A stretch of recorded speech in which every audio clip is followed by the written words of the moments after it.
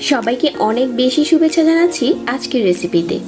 যারা ঈদে মিষ্টি তৈরি করতে পছন্দ করেন আর সেই সাথে কম সময়ে, তারা চাইলে আজকে এই মিষ্টিগুলো বানিয়ে নিতে পারেন। এটা দেখতে চমচমের মতো কিন্তু খেতে রসগোল্লার মতো। সময় লাগবে মাত্র 20 মিনিট। 20 মিনিট সময়ে এই মিষ্টিটা তৈরি করা হয়ে যাবে। তো আশা করছি আজকের এই সহজ মিষ্টির রেসিপিটি ভালো লাগবে সবার কাছে। মিষ্টি তৈরির জন্য লাগবে আমাদের ছানা। আমি এখানে 1.5 লিটার দুধের ছানা নিয়েছি। তারপর ছানাটাকে কিন্তু আমি খুব সফট করে তৈরি করেছি। আর এই ছানা কিভাবে তৈরি করতে হবে এর উপরে একটা ভিডিও আমার অন্য মিষ্টি রেসিপিতে দেওয়া আছে, চাইলে দেখে নিতে পারেন। এই ছানার উপরে দিয়ে দিচ্ছি 1 টেবিল চামচ ময়দা, 1 টেবিল চামচ দিয়ে দিচ্ছি সুজি, আর হাফ চামচ নিয়ে নিচ্ছি বেকিং পাউডার। তারপর শুকনো উপকরণগুলোর সাথে ছানাটাকে খুব ভালো করে মুথে নিতে হবে, যাতে এই উপকরণগুলোর সাথে ছানাটা খুব ভালো করে মিশে যায়। আমি অনেকটা ডোলে ডোলে তারপর মুথে নিচ্ছি। তো এখন আমার এখানে ছানাটা খুব ভালো করে মথা হয়ে গেছে। তারপর এখান থেকে আমি মিষ্টি তৈরি করব। আর যে কটা মিষ্টি তৈরি করব ওরকম করে কেটে নিলে সুবিধা হয়। তারপর এই ছানা ডোটাকে লম্বা করে নিয়েছি, আর যে কটা মিষ্টি তৈরি করব ঠিক ওরকম করে কেটে নিচ্ছি।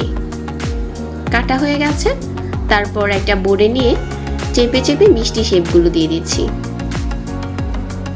চাইলে হাতে নিয়েও বানাতে পারেন, তবে বোর্ডে নিয়ে বানালে বেশি ভালো হয়। আর আজকের এই মিষ্টিগুলো আমি অনেকটা বড় করে তৈরি করছি।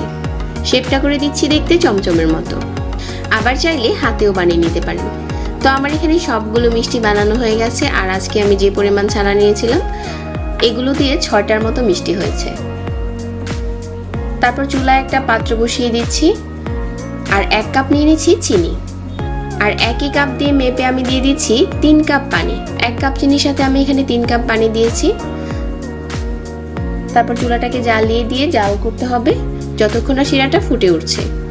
যখন শিরাটা ফুটতে শুরু করবে ওই পর্যায়ে আমি 1 ফুড কাপ দিয়ে দিচ্ছি ক্যারামেল। ক্যারামেলটা দেওয়ার পর আবারও নেড়েচেড়ে মিশিয়ে নিচ্ছি। তারপর মিষ্টিগুলো ছেড়ে দিচ্ছি। মিষ্টিটা চুলাতে দেওয়ার সময় চুলার আঁচটাকে কম রাখতে হবে। যখন মিষ্টিগুলো দেওয়া হয়ে যাবে এখন চুলার আঁচটাকে বাড়িয়ে দিচ্ছি, আর ঢাকনা দিয়ে ঢেকে দিচ্ছি ঠিক 15 মিনিটের জন্য।